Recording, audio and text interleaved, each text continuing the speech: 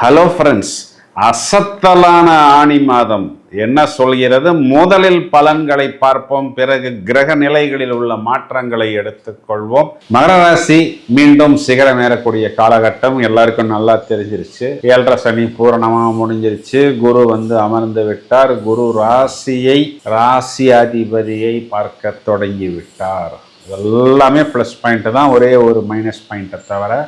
அது என்னங்கிறது இந்த பதிவின் கடைசியில் சொல்கிறேன். முதல் தரமான ராஜயோகம் என்னன்னா, ராசியை சுக்கிரன் பார்க்கிறார். இந்த ஆணி மாசம் பிறந்து 20 நாட்கள். அப்போ சுக்கிரன் ராசியில் இருந்தால் என்ன எஃபெக்டோ அதே எஃபெக்ட் சுக்கிரன் ராசியை பார்க்கும் பொழுது. மகரத்தை பொறுத்தவரை சுக்கிரன் இங்க ஜீவனாதிபதியாகவும் இவர்களுக்கு பஞ்சமாதிபதியாகவும் இந்த ராசிக்கு ஒரு சுப கிரகமாகவும் வருகிறார். உச்சகுருவுடன் சேர்ந்து சுக்கிரன் ராசியை பார்க்கிறார். இது ரெண்டுமே ஒளி கிரகம், ரெண்டுமே நிதி கிரகம். ஒன்னு டங்ஸ்டன் பல்புனா இன்னொன்னு ஹாலஜன் பல்பு, இல்ல ஒன்னு ஹாலஜன் பல்புனா இன்னொன்னு எல்இடி, இல்லைன்னா இப்ப என்னென்ன லைட் எல்லாம் வருது. அந்த மாதிரி ஒரு ஒளிவட்டம், ஒரு பவர், ஒரு தேஜஸ், ஒரு பிரகாசம் நம்மளுடைய தொழிலில், முகத்தில், வீட்டில் ஓவராலா இல்லுமினேஷன் சொல்லலாம். பிரகாசமான ஒரு தோற்றத்தை பெறுவார்கள். இந்த பிரகாசம் என்ன பண்ணும் அப்படின்னா, எல்லாரையும் ஈர்க்கும். நல்ல விஷயங்களை ஈர்க்கலாம்,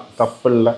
புதிய வாடிக்கையாளர்கள், புதிய client, customers, products, concepts, ideas, technology, innovation, system, இதையெல்லாம் ஈர்க்கலாம். 7க்கு சுக்கிரன், 7ஆம் இடத்தில் சுக்கிரன் என்ன பண்ணுவார் அப்படின்னா, குழுன்னு ஃப்ரெண்ட்ஷிப்பை கொண்டு வரும். எந்த மாதிரி ஃப்ரெண்ட்ஷிப்பு? ஆணுக்கு பெண்ணும் பெண்ணுக்கு ஆணும் கொண்டு வரும். அது ஆரம்பத்தில் இனமோ அப்படியே மயிலிறகால் வருடுவது போல், ஒரு வசந்தமான வீணையை மீட்டுவது போல், ஒரு யாழ் இசை போல் அப்படியே மெல்லினமாக இருக்கும். அப்புறம் அந்த மெல்லினம் வல்லினமாக மாறும். எப்போ மாறும் அப்படின்னா, 8ஆம் வீட்டுக்கு வரும் பொழுது முதல்ல மெல்லினம் இடையினமா மாறும், அப்புறம் இடையினம் வல்லினமா மாறும், அப்புறம் அந்த வல்லினம் கல்லினமாக மாறும். சார் புரியவே இல்லையே சார் அப்படின்னு நல்லா யோசிச்சு பாருங்க, ஈஸியாக புரியும். அப்போ இந்த 8ஆம் இடத்து சுக்கிரன் என்ன பண்ணும் அப்படின்னா, நமக்கு ஒரு நெருடலை கொடுக்கும். எப்போ கொடுக்கும்? ஜூலை மாதம் 5 தேதிக்கு பிறகு. புது பாய் ஃப்ரெண்டு, புது கேர்ள் ஃப்ரெண்டு, திருமணம் ஆகாத நபர்களுக்கா இருந்தாலும், ஆண்களுக்கு ஆனவர்களுக்கா இருந்தாலும் கொஞ்சம் சிக்கலை கொடுக்கும். என்ன பண்ணலாம்? வாங்க சிஸ்டர், வாங்க பிரதர், நல்லா இருக்கீங்களா பிரதர் அப்படிங்கிறத கொஞ்சம் அழுத்தமா சொன்னீங்கன்னா, ஓ நம்ம பருப்பு இங்க வேகாதரான அவர்கள் தனியா வேற ஒரு பக்கத்துக்கு போய் வேறு ராசிக்காரர்களை நோக்கி போய் விடுவார்கள். இதை மட்டும் கொஞ்சம் உஷாராக பார்த்து கொள்ளுங்கள். மற்றபடி 6ஆம் இடத்தில் புதன் ஆட்சி. 6ஆம் இடம்ங்கிறது 10க்கு 9, 9க்கு 10. மேலும் முதல் தரமான ராஜயோகத்தை ஜாபில் இருப்பவர்களும் பெறுவார்கள். டெக்னாலஜி, தொழில்நுட்பத்தை எடுத்து காண்பித்து பூரணத்துவம் அடைவார்கள். அது ஒரு அங்கீகாரம் கிடைக்கும், ஒரு சபையில் மரியாதை கிடைக்கும், ஒரு 4 பேருக்கு நடுவில் மகுடம் சூடப்படும். சார் எங்க ஆபீஸ்ல அதெல்லாம் ஒன்றும் பண்றதில்லை சார் அப்படின்னா, தம்பி அதுக்கு பேர் இன்க்ரிமெண்ட், ப்ரமோஷன் இதெல்லாம் கிடைக்கும் தம்பி. It is called on site அப்படின்னு கூட நீங்கள் எடுத்துக்கொள்ளலாம். என்ன, லாபாதிபதி சொந்த வீட்டை பார்க்க போகிறது. ராசியாதிபதியே கடல் கடந்து போகக்கூடிய மீனத்தில் போய் அமர்ந்திருக்கிறது. ஒரு வெளிநாட்டு பயணம், எனக்கு விசா வரல, விசா வந்தாலும் அதில் ஸ்டாம்ப் அடிக்கலாம், அகாமடேஷன் இல்லை, வீடு இல்லை, எல்லா பிரச்சனைகளும் கிளியர் ஆகும். இது ஒரு மிகப்பெரிய பிளஸ் பாயிண்ட்.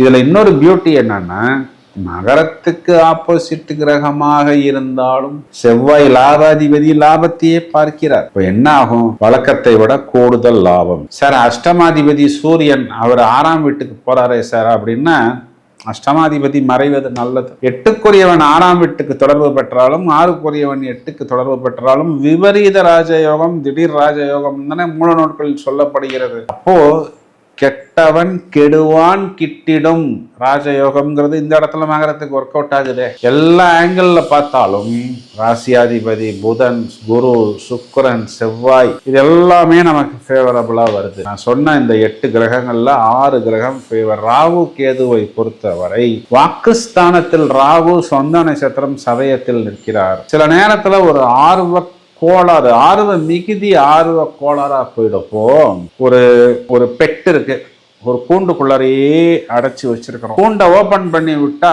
அது எப்படி இங்கேயும் அங்கேயும் தாவி கொண்டிருக்கிறதோ, ரொம்ப நாளைக்கு பிறகு ஒரு சந்தர்ப்பமும் வாய்ப்பும் கிடைக்கிறது அப்படின்னு சொல்லி வார்த்தைகளை அதிகமாக பேசினால், பேசி என்னுடைய வித்தையை, என் விஷயத்தை நான் காமிக்கிறேன் அப்படின்னு சொல்லி நாம் பேசும் பொழுது அந்த வார்த்தைகள் சில நேரங்களில் மற்றவர்களை காயப்படுத்திவிடும். அது லைஃப் பார்ட்னராக இருந்தாலும், பிஸ்னஸ் பார்ட்னராக இருந்தாலும், வாடிக்கையாளராக இருந்தாலும். மகர ராசி சகோதரர் ஒரு காமெடின்னு நினைச்ச ஒரு வார்த்தையை சொல்வார். இந்த காமெடி சொல்றது என்ன பிரச்சனைனா, இரண்டு பக்கமும் கூர்மையான ஒரு கத்தியை கையில் வைத்திருப்பதற்கு சமம். நம்ம நினைச்சுக்குவோம் அந்த காமெடினால எல்லாரும் சிரிச்சு ரசிச்சு நம்மளை புகழ போறாங்கன்னு. கடைசியில பார்த்தா நீ சொல்ற காமெடி என்னை ஹர்ட் பண்ணி விடுகிறது, மனதளவில் எனக்கு பாதிக்கிறதுன்னு சொல்லிடுவாங்க. கொஞ்சம் கூடுதல் கவனம் எடுத்துக்கொள்ளணும். இதை மட்டும் பார்த்துக்கிட்டா போறோம். 8ஆம் இடத்து கேது அப்படிங்கிறத நம்ம பார்த்தோம்னா,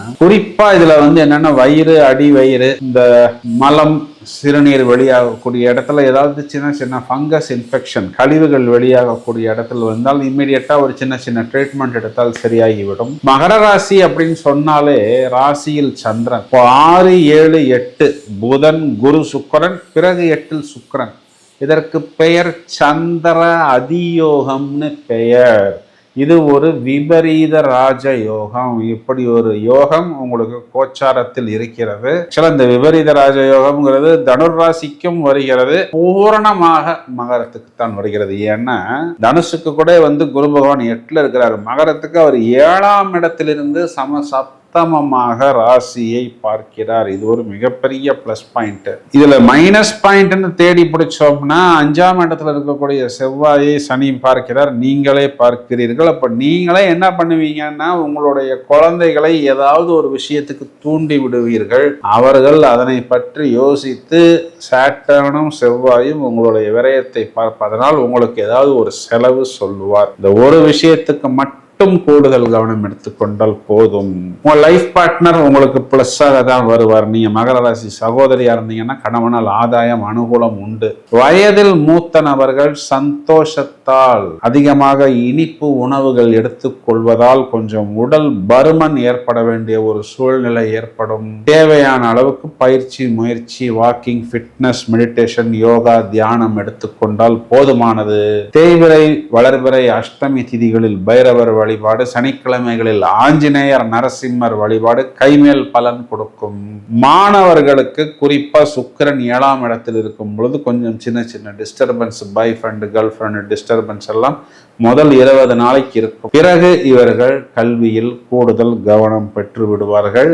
மெயினா இந்த கடனை எதிர்பார்த்து காத்திருக்கக்கூடிய நபர்களுக்கெல்லாம் கவர்மெண்ட் கடன், அரசாங்க கடன், நீங்கள் போதும் எனக்கு இதுக்கு மேல கடன் வேண்டாம் என்று சொல்லக்கூடிய அளவுக்கு வரை அந்த கடன் அப்படிங்கிறது உங்களுக்கு கிடைக்கும். அதனால் தேவையான அளவுக்கு நீங்கள் அதனை உபயோகித்துக் கொள்ளுங்கள். வாழ்த்து. இப்பொழுது நாம் இவ்வளவு நேரம் பார்த்த இந்த பலன்களுக்கான கிரக நிலைகளை எடுத்துக்கொண்டால், ஆணி மாதம் அதாவது ஜூன் 15 சூரியன் என்ற கிரகம் மிதுன ராசி மண்டலத்துக்குள் நுழைகிறார். ஜூன் மாதம் 21ஆம் தேதி செவ்வாய் என்ற கிரகம் மேஷத்திலிருந்து ரிஷபத்துக்கு சஞ்சாரம் செய்ய இருக்கிறார். ஜூலை மாதம் 1ஆம் தேதி புதன் அப்படிங்கிற கிரகம் கடகத்துக்கு சென்று வக்ரம் அடைந்து திரும்பவும் மிதுன ராசியில் அமர்கிறார். அதே மாதிரி ஜூலை மாதம் 5ஆம் தேதி சுக்கிரன் என்ற கிரகம் குரு சுக்கிரன் சேர்க்கையாக கடகத்திலிருந்து வெளியே சிம்ம ராசி மண்டலத்துக்குள் நுழைகிறார். இந்த கிரக மாற்றங்கள்ல மெயினான ஒரு விஷயம் என்ன அப்படின்னா, சாட்டர்ன் என்ற கிரகம் செவ்வாயை 3ஆம் பார்வையாக தனது விஷ பார்வையால் பார்க்கிறது. சாட்டர்ன் என்ற கிரகத்தின் 10வது பார்வையும் செவ்வாய் என்ற கிரகத்தின் 8வது பார்வையும் தனுர் ராசி மண்டலத்தின் மேல் விழப்போகிறது. இது ரெண்டுமே விஷ பார்வை தான். சார், நீங்க சொன்னது எல்லாமே நன்றாக இருந்தது, இன்னும் கொஞ்சம் சொல்லுங்களேன் என்றால், இந்த சனி செவ்வாய் பார்வை என்ன செய்ய போகிறது என்பது வழக்கம் போல் 12 ராசிகளுக்கும் பட்டையை கலப்புவதற்கு, புட்டு வைப்பதற்கு நாங்கள் தயாராக இருக்கிறோம். அதற்கான காணொளிகளும் தயாராகி கொண்டிருக்கிறது. தொடர்ந்து இணைப்பில் இருங்கள். இந்த பதிவை உங்களது நண்பர்களுக்கும் உறவினர்களுக்கும் ஷேர் செய்யுங்கள். வாழ்த்துக்கள். Thank you friends.